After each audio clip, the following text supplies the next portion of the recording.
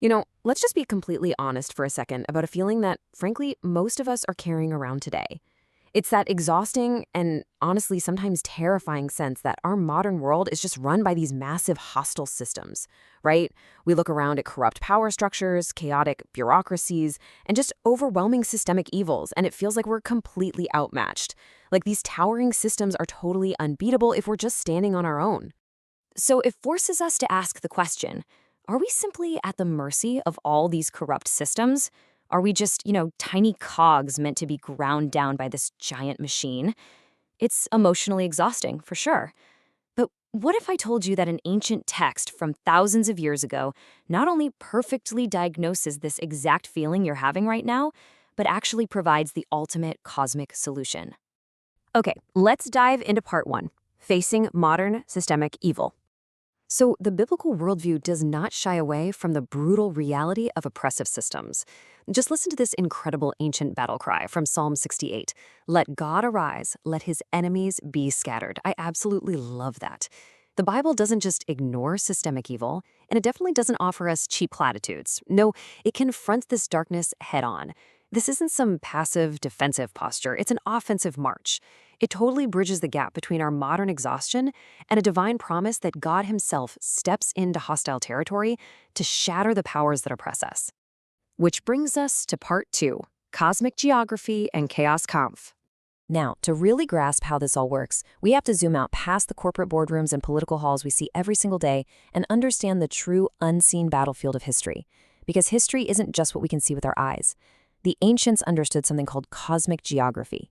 To put this simply, imagine looking at a map of the world, but instead of seeing human borders, you're looking at spiritual territories.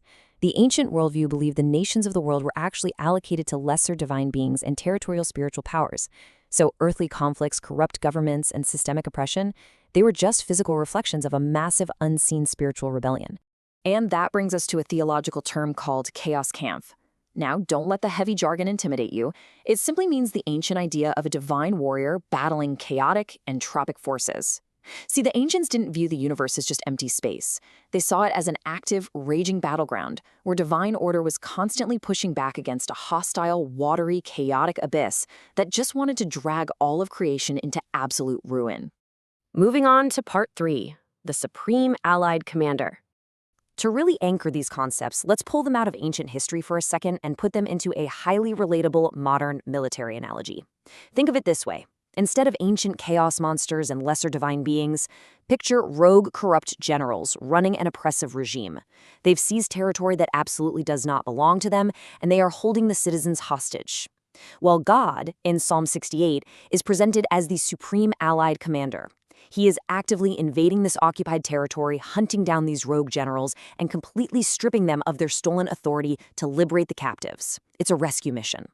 Now, what's really interesting here is how this cosmic battle plays out geographically. On one side, you have Mount Bashan.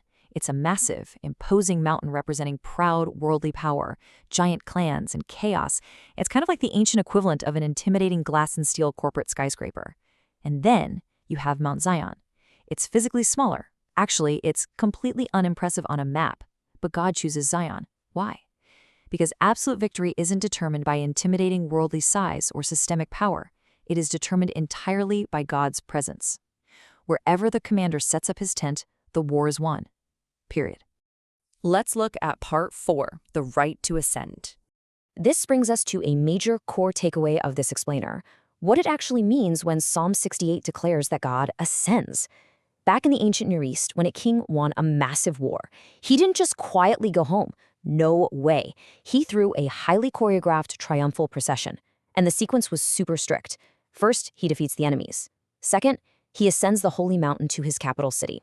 Third, he receives tribute from the conquered. And fourth, he distributes the spoils of war as rewards to his loyal subjects.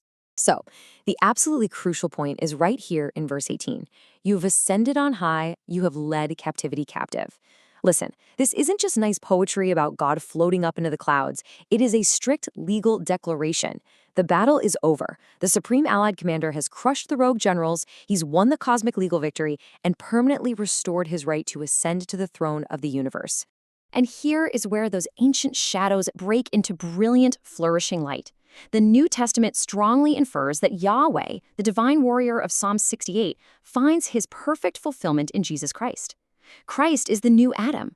On the cross, he doesn't just die for individual sins. He legally disarms the principalities and powers. He conquers the unseen realm. Those oppressive systems and corrupt spiritual powers we talked about earlier, they were utterly, literally stripped of their authority at the crucifixion. All right, part 5, a worldwide mission. Now, I want to make sure we get this. This isn't just a cool piece of historical theology. It's an expanding reality that directly impacts our world right now. Remember that fourth step of the triumphal procession we just talked about, where the victorious king distributes gifts to his people? Well, the Apostle Paul specifically links the ancient ascension in Psalm 68 to the event of Pentecost. The Holy Spirit being poured out isn't just some random miracle.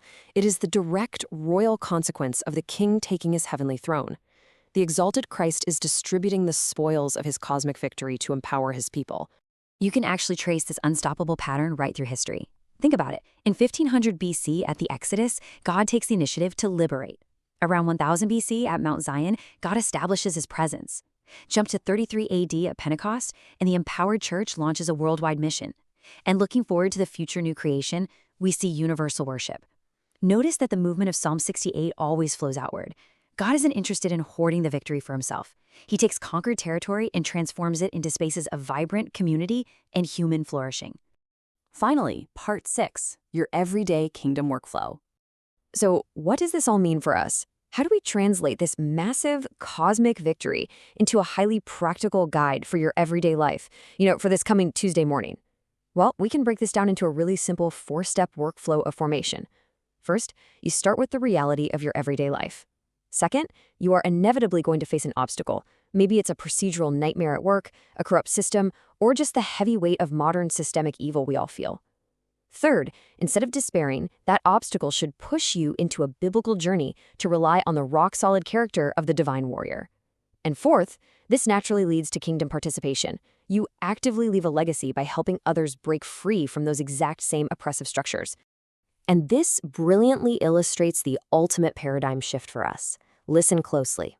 We do not minister for victory. We minister from Christ's victory. We absolutely do not need to be terrified of the hostile, chaotic systems or the rogue powers of this world anymore. Why? Because we operate out of a cosmic legal victory that has already been won. The territory already belongs to the king.